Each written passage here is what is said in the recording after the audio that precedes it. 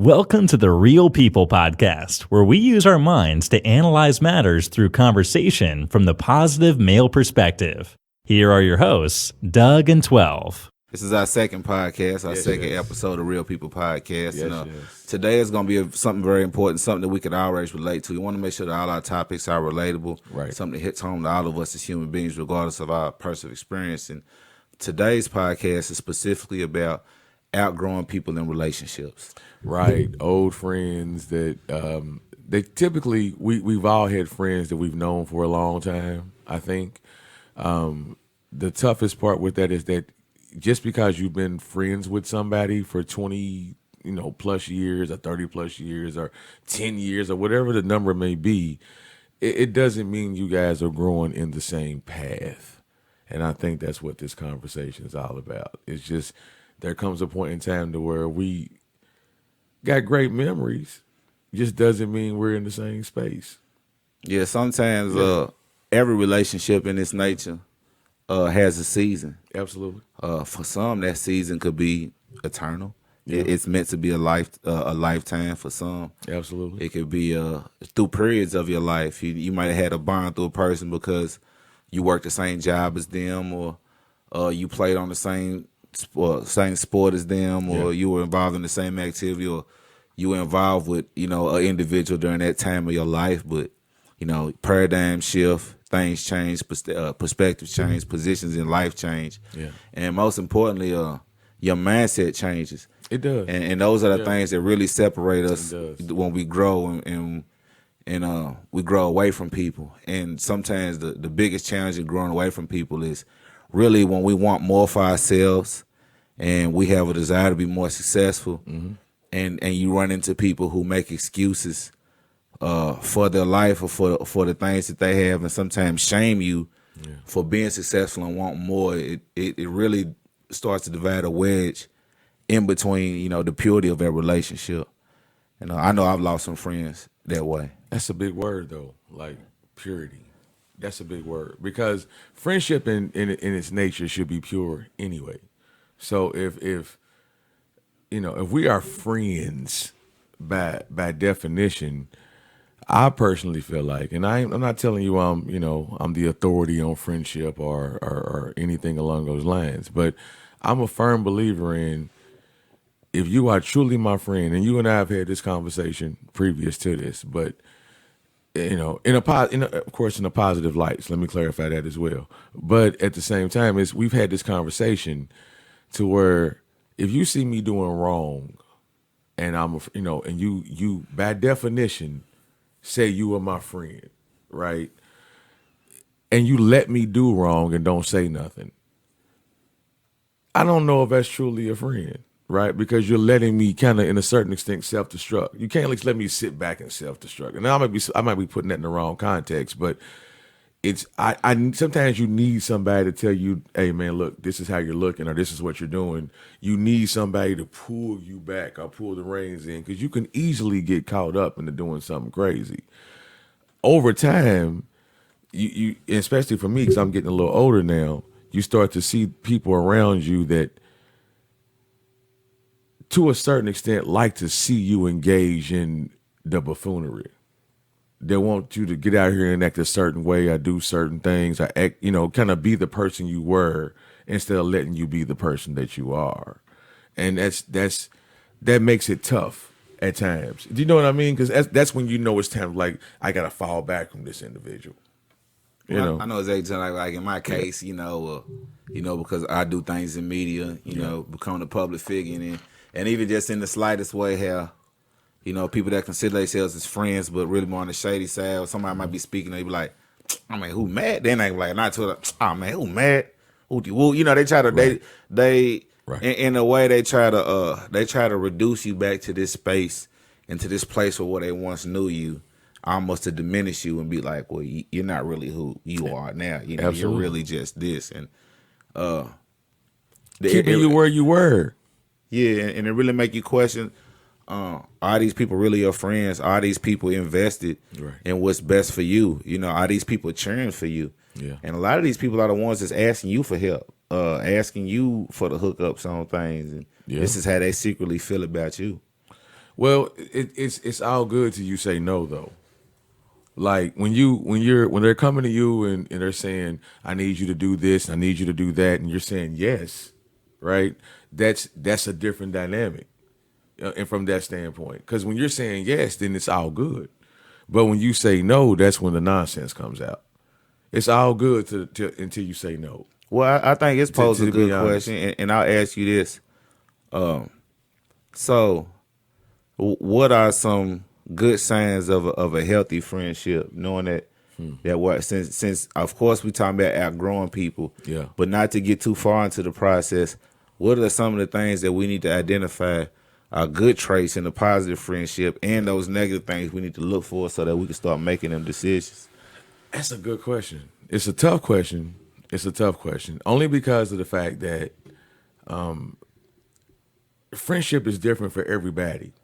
And I'm a firm believer in friendship, you have to be able to accept people for who and what they are.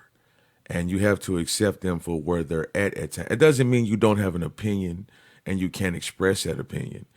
But not everybody around you is going to be you. Well, I understand. Let me ask you this differently. Okay. All right. Because there are individual cases, and within those individual cases, we have to evaluate which relationships are worth saving or not. So that goes into what you're saying. But the thing about principles are free from feeling. Principles are the natural laws that go into life. In other words, like gravity. If I take my cell phone and I lift it up and it falls, that's a natural law. So there's certain principles when it comes to life that, regardless of the relationship, those principles have to be present. So that's what I'm at. So let me rephrase it. What principles do you think make a good friendship, and what are the things that keep those from being a good friendship? That's a deeper question. What principles? Loyalty. What does that mean to you? And I don't mean to prick at you, but loyalty to me is you're just there. It's because let me tell that's you, just it. Like there's so many things that can go into the word there, but you're just there. Like when I need you to talk to, I'm going through a moment. I lost a family member, whatever that situation. If I'm wrong and I'm in the streets or something, I know that's a tough call to make, but because I grew up in a certain manner, that's what I look for. I would define loyalty as almost unconditional support. That's a better way to put it. The reason I got to say almost is because that's a better way to put it. I have to set boundaries to make sure that I'm not disrespected. Fair. But I'll say almost unconditional support, which means that, and here's what and let's let's put it in these terms. So let's just say, and I don't want to use this example to insinuate anything, but let's take a woman who's dating a man with a lot of money, and she's proceeded to be going above and beyond. She's washing clothes, she's doing this and that, and she's doing certain things, and she's calling herself loyal. Right. Well, is she really being loyal, or is she doing what she feels is required to fulfill that job in order to get what she needs? See, that's not truly loyalty. That's not almost unconditional support. That's really just animal, you see what I'm saying? Yeah, that's a different animal. So what I'm trying to do is, at least within the framework of what we're talking about, or having friends that only call when they need something, is to really try to decipher what the difference between loyalty is and a person putting in the effort to get what they want from you. Because people can work hard enough to do what they need just to get what they need from you. So, like, really, that's why I want to. When you said loyalty, I kind of want to stop right there real quick. I get that, because loyalty is defined differently by the individual that you're placing it on. Yeah. So everybody's and it's weird for me to say that. And it's weird for me to say that only because I feel, and I'm heavy in saying by definition. And the reason I say that so much is because you go into every situation by definition of, this is what a friend should be. This is what a loyal person should be. This is what a confidant should be. There's a lot of different things that you put into that in some cases, right? As men, if if I consider you to be somebody that I can confide in, right? I know that I can come to you with my goods, my bads, my rights, and my wrongs, and I can tell you everything that's on my mind, right? Which to me, that's another aspect of loyalty. Because if I didn't feel comfortable around you, I wouldn't come to you and talk to you about those things. If you my ride, and there's a difference sometimes between the person that'll ride with you at times, because not everybody is cut from the same cloth. Some people are just not that type of individual. It doesn't mean they're not loyal. They're just not that type of individual. I got you. Do you see what I mean? Like, if it's a fight that breaks out, I may not be the guy that's going. I'm not saying me personally. Let me clarify. But there's a person that you hang with that is just not that guy. So let me. You so know, basically, doesn't mean he's not loyal though. So basically, just to reduce it, Yeah. is that there's a level of perception to you. You have to personally identify what your level of almost unwavering support is per individual. It's gonna always be a thing, but you got to always understand that you have that comes back to knowing who that person is, though. If you know who an individual is, when you grow up, you have a plethora of friends. You have a variety of partners that you grow up with. Every single individual that you grow up with does not move the same. So some of those guys they're a little tougher than the next. Some of those guys are, you can tell them anything and they'll die with that secret. Some of those dudes are the most uplifting and they're whatever, some are always, down and depressed. And every time you say something to them positive, they come back to you with something negative. But over time, you know how that individual moves, and you don't try to place expectations on that person, but you don't place limitations on that person because you're hoping they're going to live through that and grow through those things. So we've all been through moments in our life where we were a little depressed. We've gone through moments or whatever.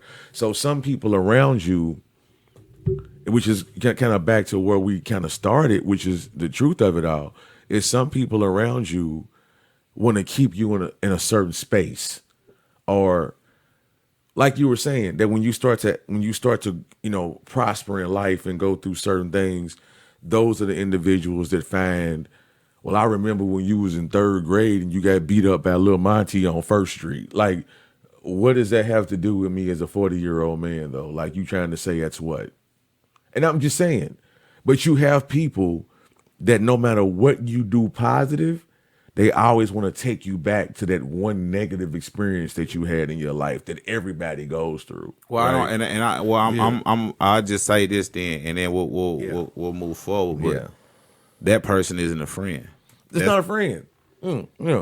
So look, everything that you just saying about that individual, we can't weave them into the friend class. Those are people that we have with sustained relationships, right? That have made a cut that they shouldn't have made, that you had to outgrow. Yeah. Which is what we're talking about. We are right now. We're on that subject matter of, I had to realize that whoever that individual is, and everybody's dealt with that, we had to realize who that individual was and kind of stop and say, okay, it's been real. It's been a good ride. I appreciate the memories that we've had, but it's time to move on. And to go into to segue from loyalty and talk about other principles and characteristics, right? To look at, right? And look, let's not when I'm talking about casting expectations on, and we can individually dive in everything, but what I'm trying to do is establish broader principles that we can use across our relationships. Okay. All right. So that's my goal. No, I'm with you. Absolutely. So what I saying that to say what I'm about to say next. This next principle is pay attention to people's tone. Like, are people celebrating your wins? When something good happens for you, how do they respond? Like, is there immediate response? Are they happy for you? Or is there immediate response, I wish that would have happened for me? For example. That's a big statement. For example. That's a big statement. You buy a new house. Somebody comes to your home. Yeah. And they walk in. You got some friends that'll be elated. They ear to ear. they walking through the house. Like, oh man, whoop, whoop, and I can see how you gonna fix the patio right there. Right. Oh man, I've been knowing you've been wanting a man cave forever. Right. You know what I mean? So you got some people But that's you really right, happy though. for you, right? You right. And then They- you got they- some they people know you. And you Yeah, got some yeah. people that's going through the walkthrough, right? And their whole energy is, oh, that's cool. Yeah. It's all right. And then you having one people that even voice you be like, yeah, that's when I get my house, boy, ooh, you better get ready. Right. Now look, it's people in my life that's close to me right now that are haters and don't even know it, because anytime that I do something or accomplish something, anything that's perceived to be dope, the first thing that they do is say that they could do it dope or whatever. They never take the time to celebrate your win. Yeah. Is that person your friend? I look at that in two different ways, if you want just my opinion on it. Some people are just haters. It's just who they are. Can't help themselves. And it would take everything in my existence and my being to give you any credit on anything you do in life. Like it's those people. And then there are some people that over time I had to learn that are competitive in nature. And when they want, I know it's hard. It's hard for me to describe it.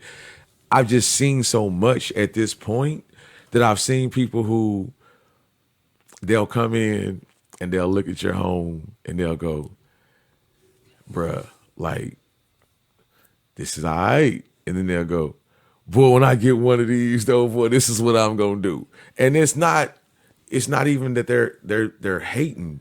It's more of, Well, no. Let me walk this back now. If somebody says that in the way in which you've inspired them to want what's better, then yes. Yeah. But I'm speaking of the perspective of the person that's not even happy for it. But it can come. But that's the thing. I'm talking about the energy that I'm talking about. It can about. come out though a certain way that if you're not careful with it, because when people react at that moment, sometimes they say things that comes out totally, and I mean they'll come in and go, "Oh, this is nice," and whatever. But bruh, and that but changes the lane a little bit. Though, I'm gonna tell you something. Out of all the things that we go through with people, it's some small moments where you are gonna see what's real, fam. It don't take much. And you know what? And I agree with that. And I know it's harsh, but I don't give people the pass in that moment, because that's the most genuine moment. That's not a moment you have to be logical about or really think about. True. Whatever naturally comes out of you is how you naturally feel. True. And and whatever energy that comes out is how that person really feels about you in that situation. And that's where for me, that sometimes for me, bro, I look at some situations and I go, I just expect people to be people. And what I mean by that is just that. Like, I expect that people are gonna react a certain way to certain things, especially when they've already had expectations about where you should be and what you should have. Now, that's not to say that when the hate is real, you can sense it. Like, you can tell it when it's real. When they come out and say certain things, you can tell when people are in a certain space. You can tell when they're saying it in a certain way. And see, that's the output. But I guess now I'm older. Not to cut you off, I apologize. Sorry. No, I guess now that I'm older though, and this is what I guess I was going with. Now that I'm older, because I see where you're coming from, and that's my point. I see where you're at. And I know it kind of sounds like I'm flip flopping, but I'm not. There was a time in my life to where I saw it just like that, and then I got a little older, and some of the people that I kind of wrote off are discounted for a comment they made or something that they said. I had to kind of step back and look at it in context. I get you. And that's why that's why I'm saying that. Just so you understand. Like, I want to make sure that sense. if you see it in context, you go, well, first reaction, it kind of came off foul. Like, bro, I thought we was bad that. And then you look at it and you kind of go, but I get it. Because I know where you come from, where I come from, and when you see, and it's not just me. I mean, everybody around. Like, look, I done seen you grow, and I'm sure the haters is in the like, oh man, I remember when he was just, and it's always something you did 25 years ago. I mean, you got beat up in the first grade, dog, by little Leroy. But you know what happens though, Doug? What happens is haters. Instead of navigating through those things, as you get more mature and you go up, you start dealing with it less. In other words, those people that you feel like you have to make compromises for because that's who they are.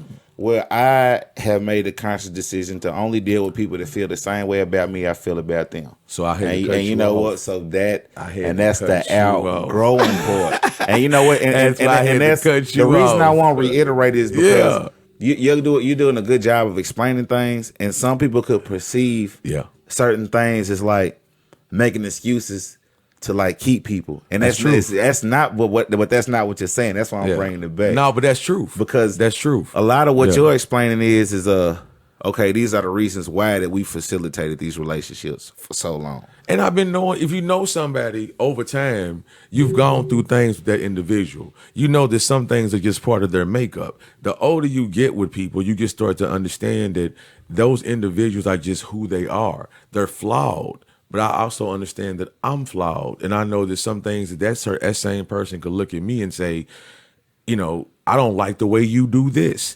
And in my mind, I could be thinking that it's not really a negative thing. And then when I sit down and talk to that individual, which is something that most of us as black men, being honest, do not do. If we sit down and talk about a situation, like if I come to you and I got a problem with you, and I come to you and I say, bro, I have a problem. And we talk about that problem, and it's everything about it is argumentative. It's never a conversation. It's always debative, you know. And you and I, you know, we've been friends forever. You know what I mean? We are brothers by definition. So there are times we've been great, right? And there are times it's like, well, I disagree with what you're doing on both sides. It's not me, it's not you, it's on both sides. But the one thing that for me demonstrated the power of our friendship was when we sit back and said, let's talk about it though. This ain't worth us falling out. Now, if I had been like, you come to me and I said something, and you'd be like, well, go to hell, and I want to do this, and you don't ever talk to me again, and we ain't friends, we go 20 years and don't speak, well, maybe the foundation wasn't that strong. Well, here's two other principles that I want to speak on, because remember, I'm talking about principles. And I'm trying to stay on that. It's so difficult to do that when it comes to friends. You give it up, though. It does. It does, but look. It's hard when you're giving up a friend. But within the smaller details, there's always a larger defined principle. Truth. And we can always PowerPoint or bullet point or branch off of principles within individual situations. But at the end of the day, everything is going to be rooted within the principle. Yeah. So walking that back and saying what you're saying. No. I know where you're going. I swear I do. So we've already covered loyalty. Yeah. That's a big part. Yeah. All right. I talked about, you know, people's intentions. Are they happy for you? Yeah. I mean, and that's a big part. Trusting that person is big. Do they celebrate your wins? Yeah. You know, other thing that you need to evaluate in your relationships, do people give you the authority to correct them? And like you spoke on, can you agree to disagree? Those are two foundational principles. Yeah. You know, first of all, within every friendship, a person is giving you the authority to check them, and vice versa. In a way, a certain level of accountability. Especially if y'all consider yourselves to be actual friends. We're talking about friendship. Yeah, you should be able to come to me and talk to me about anything if we're friends, even if I may disagree with the topic. So if you were the person, if there's a person in your relationship you facilitating, and they always feel like they have to be right, or it's always a struggle, then that's not a candidate for a good friend. Right. You know, so that's what I'm just saying. I'm just identifying these principles. No, I'm listening to you. Because there's some people that we love and we try to hang on to that really just don't fit within these principles, and we have to let them go for our well-being. Yeah, we do. And that's the toughest part about it. It's tough, man, when you get, I'm in my 40s, right? So, you know, and almost 50, being honest. You know, I love where I'm at in life. There are a lot of people that I've known for a long time, and we've been friends for a season. And it's tough when you have to face a reality of, I thought we were better than that. That's tough. It hurts. It really does. But it is a reality that you will face over and over and over again. And it's not always about you leaving somebody alone. It's about some people leaving you alone because you may not fit into their circumference of what they consider to be that type of friend, whatever definition you give to that. It always comes back to those decisions. So when you, as your friends grow older, they get wives, they get lives. Some of the girls that you were super cool with, they get husbands, they get lives. It changes the dynamic of all the friendships. And that, coming back to what we were originally saying, it's always something, you'll know who's meant to last for a lifetime. And you'll realize over time that I know a lot of people. I tell my sons all the time, I know a lot of people. I really do. But I only got a few friends. And that's crazy, but it's a true thing. I know a lot of people. I got a few friends. I got a handful. I got enough you can throw in my hand like Skittles. You can pour some Skittles in your hand, bro. And you ever notice we try to overpour? It's a whole bunch of them that fall off on the side. But they still Skittles. You still good. It just wasn't meant for me. That one to get the ground, it wasn't meant for me. That's how I look at friendship. It's like some of those just are not meant for me. And they just gonna fall off and roll off. Well, one thing that I did recently, and it's a practice I suggest anybody can try, especially when it comes to relationship evaluation. Right. It's to just, now look, you talked about earlier, we got history, you went through people, but this right here is a very clear and objective way to put everybody on the scale. Okay, regardless of the history, but because, you know, we can't let feelings and emotions and things like that dictate these type of decisions. Right. So the core question to ask yourself in every situation is, what is this specific relationship built on and based on? And if it's built or based on any type of give to get or anything that you're producing or doing for that person, if you were to remove that behavior, would that relationship be the same? And you know what? You can cut through all the red tape of just trying to sift through the little moments. And we had this. If you can honestly answer them questions, then you know where you stand. But how do you know that though? In the beginning of a friendship, like when you becoming friends, well, see, but here's when the thing. when does that rear its head to say, is it a year? Is it 2 years? Like when does it pop up where a person says? Because here's the thing, like when you first start off meeting somebody, right? You can look at that person and say, that's just my partner.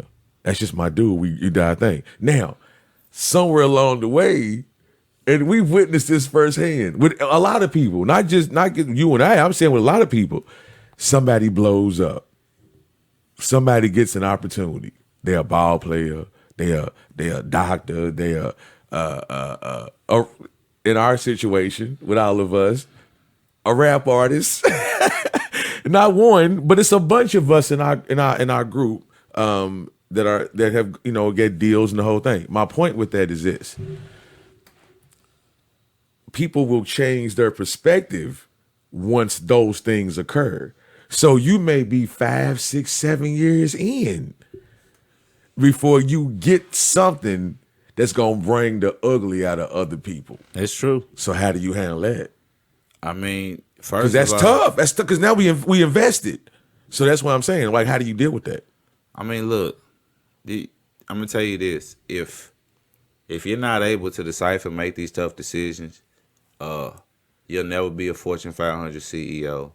You'll never be a leader of men, and you'll never be able to do what needs to be done. Which is to make the hard call. And I know that's a very cold-blooded way to say this, but until you can remove emotions and look at things objectively, because everything that you're saying, when you talk about history or friendship, guess what? All of those things are code word for emotions. It is. Feelings. And you know what? And enabling. we have to sift through those things. And you know what it really comes down to? Right. It's not wanting to hurt these people's feelings. Yeah. So now you holding on to an unhealthy relationship for you, something that you've outgrown because you worried about how they feel, and they probably don't even have your best interests at heart. So you continue to hurt yourself. Which takes us back to that, and we have this conversation a lot, just in casual conversation. It's difficult when it's time to have the hard conversation. It is. And it comes a point in time to where we're going to have the hard conversation with any and everybody. with your children, your family, your parents. Something is gonna be a difficult conversation at some time or another. With friends, love you to death, been with you, like I said, it could be 5 years, 10 years, 20, whatever your time frame is your time frame. But there will come a point in time where you will go, it seems like every time I come out with something positive, you come back with something negative. It seems like every time I'm growing, you're looking at that as a negative and not a positive. You're seeing, okay, well, I see you got that new role, but you're not going to go nowhere because you don't have this and you don't have that. Like, people are always going to look for a reason to bring you down. And you said it best earlier when you said, if you're not supporting me and pushing me to go forward, then you may not be necessarily needed in my circumference. And that's just the nature of it. Maybe it's time for me to remove you from my, and I use the word circumference simply meaning my circle. It's time for you and my circle doesn't mean it's some cliquish or, that type of nonsense. It's not based on that. I need people around me to help me grow. I need people to tell me when I'm right, and tell me, because we all want reward, but I also need people, more importantly, to tell me when I'm wrong. And then when you tell me I'm wrong, justify it. Tell me why. And I'm the kind of person where I'm not asking you to justify to argue with you. I'm asking you to justify because maybe I just didn't see that. That's why I said you have to. It's a tough call when you say I'm cutting you off, because I have to know where you were at that time. Well, I'm gonna tell you, you're not gonna even see these things or feel these things unless your life pattern is in the pattern of growth and maturity. Right. The reason that those relationships facilitated for so long is because you remain in that same space with that person. Right. So these things only happen when you grow, when you elevate, when you move forward. Right. That's the only way that you outgrow a relationship, is that you have to be growing and that other person isn't growing. It's stuck somewhere you don't want to be. And that's the real. So the thing is, you got to be honest with yourself and say you that don't want to be. You were in a place that allowed yourself to facilitate this relationship with that person, because y'all was there together. Yeah. Y'all just not there together anymore. Whenever you decide to make that decision, it is always difficult to cut somebody off that you care about, or somebody you've gone through something with, or you've experienced things with. But it's gonna happen. It is what it is.